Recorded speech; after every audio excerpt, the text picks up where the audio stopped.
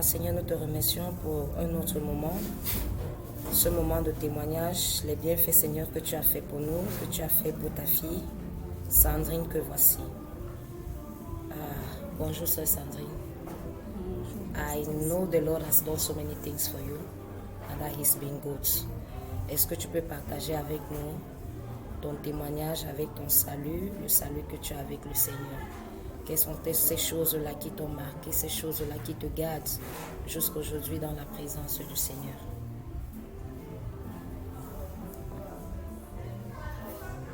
Mon témoignage vis-à-vis du Seigneur, c'est que le Seigneur est fidèle, le Seigneur ne ment pas. Amen.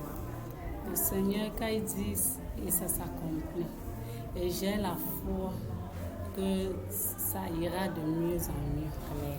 Parce que le Seigneur m'a retiré du plus profond de la boue où j'étais. Il m'a amené dans la lumière. Amen. Donc je rends grâce à Dieu. Et j'ai la ferme assurance qu'avec lui, tout ira pour le mieux. Et je ne, malgré que par moments je me décourage, mais le Seigneur met toujours des personnes à mes côtés, comme Pasteur Sylvie, à me remonter, à me parler de la parole de Dieu, que je ne puisse pas tomber dans les tentations du monde. Je dis merci au Seigneur pour ce qu'il a fait pour moi, pour les enfants, la santé, tout est consort. Je ne sais pas comment je fais pour manger, c'est la grâce de Dieu. Donc, je sais comment il fait avec moi. Ok. Sœur Sandrine, je t'ai écouté. Tu as donné un témoignage, tu as parlé de la santé des enfants qui étaient menacés. Est-ce que tu peux nous dire réellement ce qui s'est passé? Je sais que le Seigneur est intervenu. Je sais qu'il y avait un esprit vraiment qui n'allait pas parce que depuis que je suis entrée dans cette maison, les enfants sont toujours malades et je suis toujours à l'hôpital.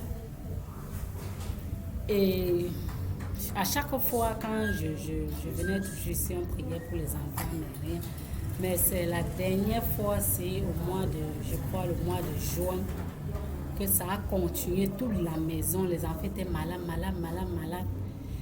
Et c'est arrivé sur Esther, ça a fait comme ça. Bon, j'ai dit que non. J'ai porté l'enfant quand l'enfant est tombé pour amener à l'hôpital. L'esprit m'a dit non, on n'est pas à l'hôpital avec l'enfant. Je me suis retrouvée de ce côté. Et j'ai trouvé l'église ouverte, je suis venue. Quand tu as pris l'enfant et le pasteur a prié pour l'enfant. Bon, moi-même, je sais que c'est la main de Dieu.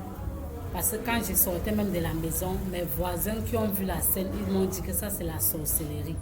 Donc, même comme tu pars à l'hôpital, là, c'est pas un problème de l'hôpital. Il faut aller même chez quelqu'un avec l'enfant, appelle ta famille. Et tous les téléphones étaient éteints, je ne pouvais même pas appeler. Bon, je sais que le Seigneur est intervenu ce jour-là. Et l'homme de Dieu, le pasteur, a demandé que vous veniez prier à la maison. Vous êtes venu prier dans la maison et depuis ce jour-là, franchement, les enfants n'ont plus eu mal comme ça. Après chaque une semaine que les enfants sont malades, les enfants sont en santé et ils dorment bien. Et même moi-même, j'étais attaquée de telle sorte que quand je dormais, on m'appelait.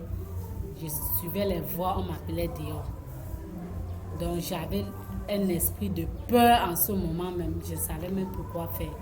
Mais depuis ce jour-là, tous les voix là sont arrêtées et je n'ai plus de problème.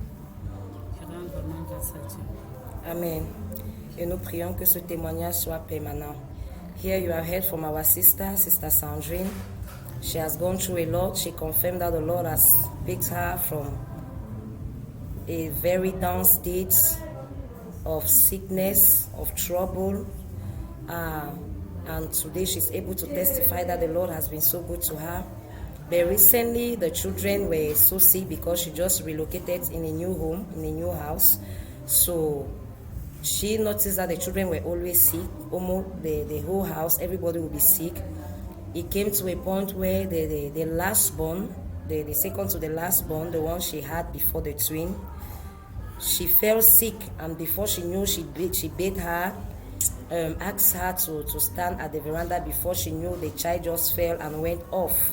So she ran with the child. In her mind, she was to take the child to the hospital, but while on the way, the Lord told her not to go to hospital, for it's not a physical issue.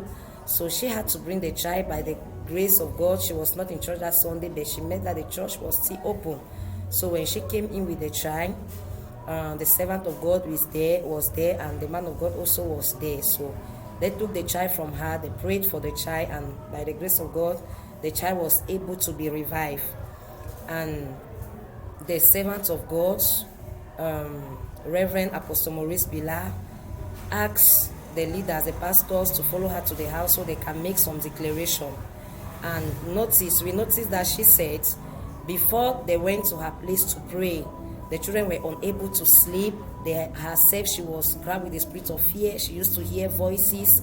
She was so terrified and traumatized. So after that prayer, the visitation of the men of God in her home, they prayed, they anointed the home. She discovered that the children were able to sleep without anything, and the way they used to be sick is not longer. That experience is no longer there. So she's really grateful to God. And we say thank God for this great testimony, and let the work of God that He has begun in her house, in her family, for these children, let it be permanent. If God has done it for her, I know and I'm sure that He can do it for you, and even more. Amen. God bless you.